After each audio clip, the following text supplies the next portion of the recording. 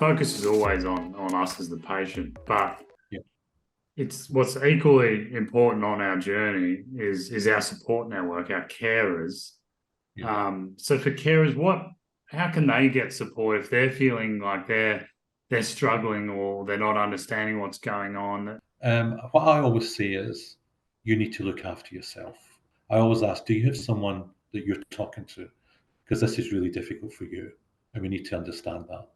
If you're not there being a good carer and looking after yourself, that's only going to affect the individual going through the journey anyways.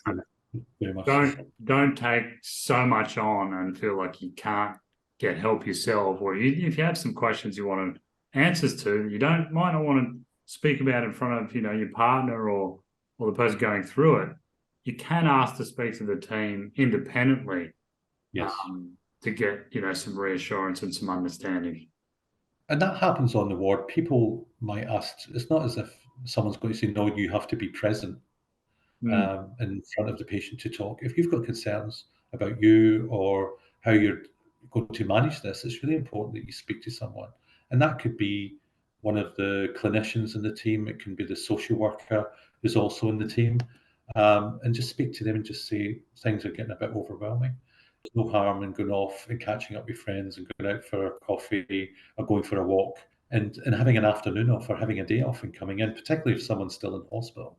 Because you'll be a far better carer if you're in a better headspace and you've looked after yourself. You're able to provide better care than if you take everything on and you're just burdened with all this stuff. Then it becomes two of you in the fight, so to speak.